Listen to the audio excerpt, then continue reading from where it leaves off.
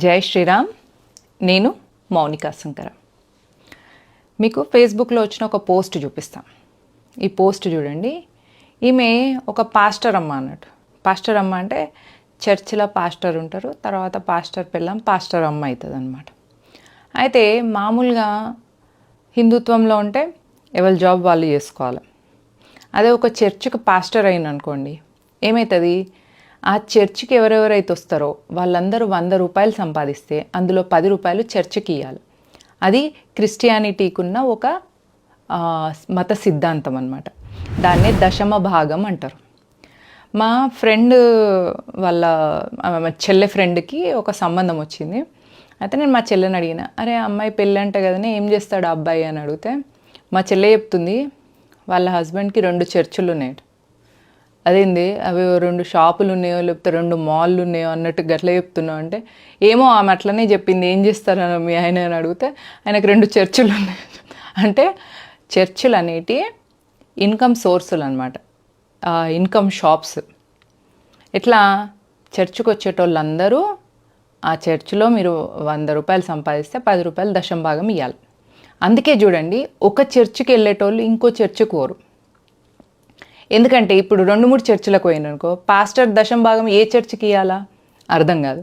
కాబట్టి ఈ పాస్టర్లు ఏం చేస్తారంటే, ఆ సోకాల్డ్ దైవజనులు అంటే ఆ చర్చికి వచ్చే పార్టిసిపెంట్స్, ఆ చర్చికి వచ్చే మెంబర్స్ ఎవరైతే ఉంటారో వాళ్ళని వేరే చర్చికి పోనీయకుండా ఆపుకుంటారు అనమాట. సో చర్చిలో ఉన్న పాస్టర్లు, అన్ని చర్చిల పాస్టర్లందరికీ ఒక సిండికేట్ ఏమని ఉంటుందంటే, నీ చర్చికి వచ్చే సభ్యులు నీకే, నా చర్చికి వచ్చే సభ్యులు నాకే. ఎందుకంటే వాళ్ళు ఇచ్చే దశం భాగాలు, నీ దశం భాగం నీకే, నా దశం భాగాలు నాకే. మనం దశం భాగాల విషయంలో సీరియస్గా ఉండాలి అనేది వాళ్ళ డిస్కషన్ అనమాట.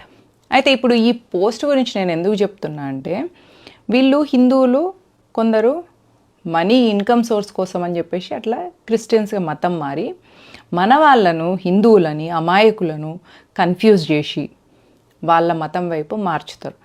ఈ లైఫ్లో ఏమైనా ప్రాబ్లమ్స్ ఉన్న వాళ్ళను, నువ్వు చర్చికి రా, నీకు ఈ దేవుణ్ణి నమ్ముకో, నీ ప్రాబ్లమ్స్ పోతే పోయిన వెంటనే నువ్వు ఈ దేవుణ్ణి నమ్ముకోవాలని చెప్తారు.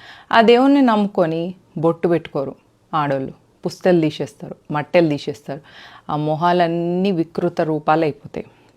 ఎట్లయితే దేవుణ్ణి ఆరాధించిన తర్వాత ఆ దైవ కళ కనిపిస్తుంది. అంటే ఇప్పుడు అమ్మవారి ఉపాసన చేసిన వాళ్ళ మొహంలో, వాళ్ళ కళ్ళల్లో ఆ తేజస్సు ఉంటుంది. శివాలయంలో శివుడి ఉపాసన చేసిన వాళ్ళ కళ్ళల్లో ఆ శివశక్తి కనిపిస్తుంది. విష్ణు ఆలయంలో చేసిన వాళ్ళ కళ్ళల్లో ఆ విష్ణుమూర్తి అవి కనిపిస్తుంది. అట్లనే ఒక మేకుకు ఒక శవాన్ని ఆల్రెడీ తీసిన దేవుణ్ణి ఆరాధిస్తే ఆ ప్రేత కళే కనిపిస్తుంది. అందుకనే చూడండి, వాళ్ళ మొహాలన్నీ ప్రేత కళ కనిపించుంటాయి. అది తక్కువైనట్టు ప్రతి ఆదివారం పోయి పాపులము మేము ప్రభువా అని పాటలు పాడుకుంటూ ఉంటారు. సో నేను పాపిని అని అనుకుంటూ పోతుంటే ఏమవుతావు, పాపివే అవుతావు. అట్లే జరుగుతుంది. నేను ఇప్పుడు ఈ విషయం ఎందుకు చెప్తున్నా అంటే, ఇప్పుడు వస్తున్న క్రిస్మస్కి మీ పిల్లలు ఎవరు చర్చికి వెళ్ళకుండా జాగ్రత్తగా చూసుకోండి. 25th డిసెంబర్ తులసి పూజన్ దివస్ అని ఒక పవిత్రమైన రోజు హిందువులకి. ఆ రోజు మీ పిల్లల చేత తులసి మొక్కను నాటించండి. ఆ మొక్కను కాపాడుకునే బాధ్యత వాళ్ళదే అని వాళ్ళకి నేర్పించండి.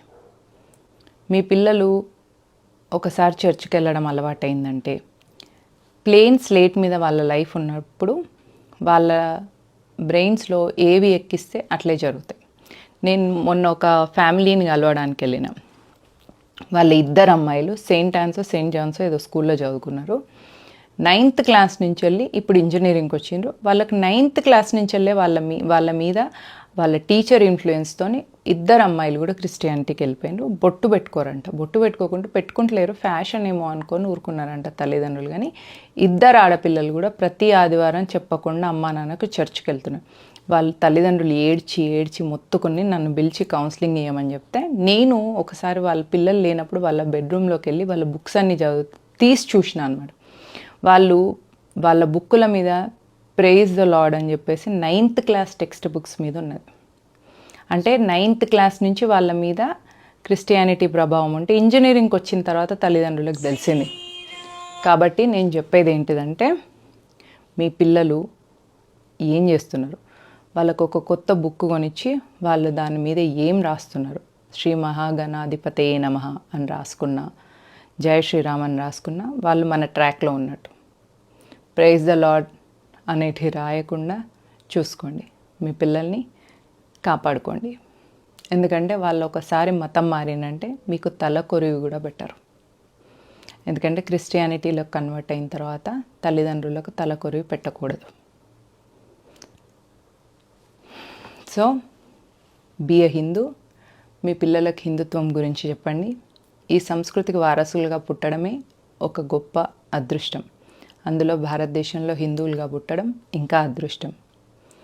హిందూగా పుట్టి క్రిస్టియానిటీలకి మతం మారడం అంటే ఎంబీబీఎస్ చదివి మెడికల్ షాప్ పెట్టుకున్నట్టు. సో మీ లైఫ్లో అప్గ్రేడ్ అవ్వాలి కానీ డిగ్రేడ్ అవ్వద్దు. Be a Hindu, be proud to be a Hindu. 25th December Tulsi Pujan Diwas day. Jai Hind, జై భారత్.